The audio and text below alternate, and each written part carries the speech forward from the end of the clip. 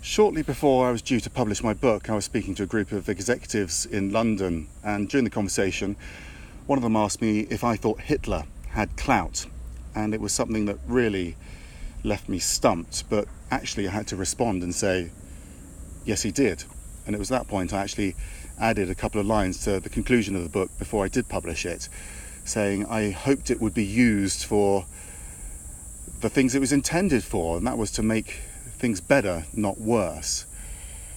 And that's particularly poignant to me, and it came to my mind as I was walking around the museum I'm speaking to you from right now. That's the Yad Vashem Holocaust Memorial in Israel, one of the most powerful museums I've ever walked through, and it's an absolutely harrowing experience, but it's meant to be, but it also tells lots of very personal stories, and it really hit home. One of the people I write about in my book is Eva Mozes Kor, and she is a survivor from the Auschwitz concentration camp. And she described to me in an interview which I'll never ever forget in front of a live studio audience, her experience of being taken in a cattle cart on a train to Auschwitz, getting out at the separation platform, and most of her family being taken in one direction. She never saw them again, and she and her twin sister Miriam were taken off in another direction, and spent the next few months being put through horrible, gruesome experiments overseen by Joseph Mengele, who was a Nazi doctor trying to find the secrets to the Aryan race, the blonde-haired, blue-eyed Aryan race. She survived, her sister survived, and the way she tells her story is so matter-of-fact. It's just something that makes you really not only consider what she went through, but also how you would respond if you went through that as well, although it's almost impossible to comprehend. What's fascinating about her story beyond that is that she didn't speak to Miriam for years about it, but she was watching a program in America about the so-called Mengele twins, and she started wondering what happened to the others. So she spoke to Miriam for the first time about what happened to them decades before at Auschwitz, and they decided to try and find the other twins, and they found it quite easy. But Miriam at some point died during the process. Eva talks about how she thinks it was because of the drugs she was injected with at Auschwitz. But Miriam and Eva had this mission, and Eva wanted to carry on with it. And ultimately she ended up going to Auschwitz for the 50th anniversary of its liberation. She found herself standing next to a Nazi doctor, and she asked him if he would confirm the existence of the gas chambers in which her family died, most of her family at least. And he agreed to do that, and she used it against the Holocaust deniers.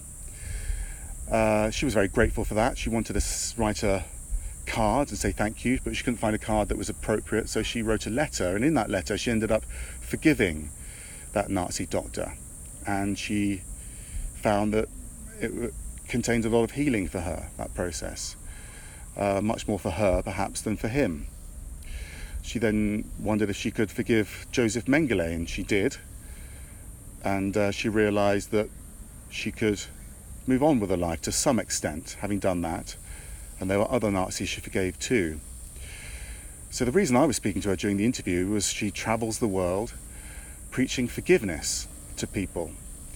And effectively what she's saying is, this is my story. I forgave my wrongdoers. You can forgive yours too. You almost have a duty to her to try, actually, when you listen to her tell that story. And if you tried doing it now, I think you'd probably feel a pressure lifted from you too, if you thought about the people that have made you angry and upset, and just forgave them and reclaimed all of that energy, that negative energy you've been spending on them, really. But when it comes to Eva Kor's clout, it's a difficult one to assess, because of course she has huge amounts of credibility. She went through what she did, and she has an absolute platform to speak from, and that's very powerful. But she's also speaking to a very large conversation, and that is one about how we can find our inner peace. It's one we often have with ourselves all the time. It's one that everyone can have and is involved in, and she's credibly at the centre of that conversation, which is why she has so much clout. She's part of a huge conversation. So when we consider the clout that we want to have, it's about considering your cause, what you want to achieve, and then getting involved in the conversation where that cause plays into. And the bigger the conversation, the more clout you can potentially have. And she taught me a great many things, Eva Mozes Kor, but she certainly taught me that credibility matters, but also getting involved in a big conversation which affects many more people, and that way you can affect many more lives, and in her case, in a very positive way. She made me think about my life, and everyone in the audience, many of them had tears in their eyes, but they certainly came to me afterwards and they said, they've made me think about my life. I can now move on myself, and that was a very, very powerful thing, and she absolutely deserves all of her clout. And I'm remembering her here at Yad Vashem Holocaust Memorial and Museum in the garden here as I look out. An incredible view too. What a position it's in.